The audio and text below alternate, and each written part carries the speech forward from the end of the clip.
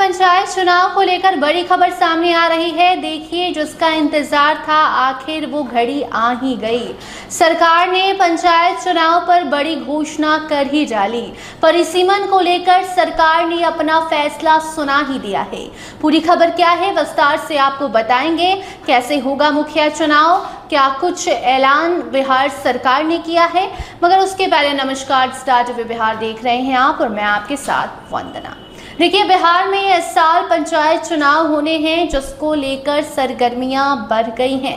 गांव-गांव में सरकार यानी कि गांव की सरकार चुनने की कवायद शुरू हो गई है, चर्चाएं शुरू हो गई हैं, लोग चौपाल लगा रहे हैं, शाम में चाय पर चर्चा हो रही है और अब सरकार ने भी इसकी तैयारी शुरू कर दी है और इससे जुड़ा महत्वपूर्ण फैसला सुना दिया है। आपको बता दें कि सम्राट चौधरी की कैबिनेट बैठक होती है, उसमें कई एजेंडों पर मुहर लगाया जाता है और इसी दरमियान पंचायत चुनाव का भी जिक्र होता है। पंचायत चुनाव कैसे होगा ये बात सामने आती है।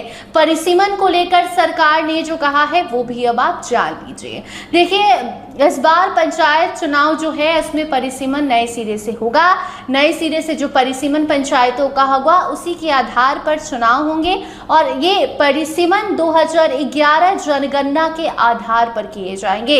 ये बड़ी खबर जो है पंचायत चुनाव से जुड़े लोगों के लिए है, जो मुखिया चुनाव का इंतजार कर रहे हैं या खुद मुखिया उम्मीदवार हैं, पंचायत चुनाव के लिए काफी ज्यादा एक्साइटेड हैं, तो आपके लिए गुड न्यूज है। सरकार ने कह दिया है परिसीमन होगा। हालांकि ये परिसीमन 2011 जनगणना के आधार पर कराए जाएंगे।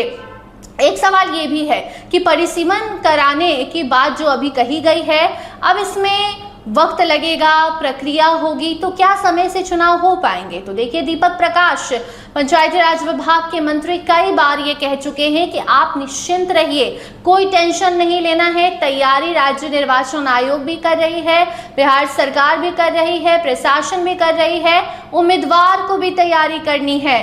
गांव की सरकार इसी साल बनेगी, साल 2026 में गांव की सरकार बन जाएगी, क्योंकि दिसंबर तक ही मुखिया जो हैं उनका कार्यकाल है, उसके बाद वो कार्यकाल समाप्त हो जाएगा।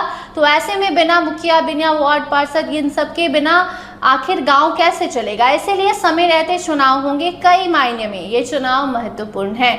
सबसे पहले बदलाव, सभी पदों पर ईवीएम से वोटिंग होनी है, रिजर्वेशन रोटेशन होना है, जिसका इंतजार वो उम्मीदवार कर रहे हैं, जिनको डर है कि रिजर्वेशन रोटेशन यानी कि आरक्षण जब उनकी पंचायत का बदलेगा तो हो सकता है कि उनसे उनका वो सपना छीन जाए जो सपने में वो खुद को मुखिया बनते देखते हैं।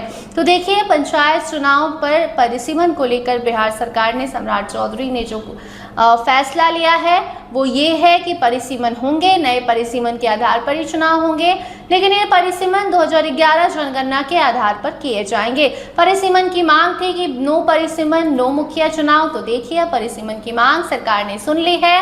मंत्री दीपक प्रकाश ने ये बात पहुंचाई और अब ये जब फैसला आया तो गांव-गांव के लोग खुश हो गए। हालांकि इस पर आपकी क्या राय है कमेंट सेक्शन में जरूर बताइएगा, लेकिन आपको ये बता दें कि इस बार का पंचायत चुनाव कई मायनों में अलग होने हैं। सबसे पहले ईवीएम, उसके बाद जब वोटिंग होगी तो वहां पर फेस ऑथेंटिकेशन की व्यवस्था रहेगी कि कोई भी वोट गलत तरीके से ना पड़े, एक आदमी 2-3 बार वोट ना कर दे। इसीलिए बहुत सारे बदलाव होने हैं और इसी बदलाव को लेकर तैयारियां भी शुरू हो चुकी है। तो बड़ी खबर परिसीमन को लेकर, नए सिरे से परिसीमन, ये परिसीमन 2011 जनगणना के आधार पर किए जाएंगे। चलिए, फिलहाल के लिए इतना ही, हमें दीजिए इजाजत। देखते रहिए स्टार टीवी बिहार। धन्यवाद।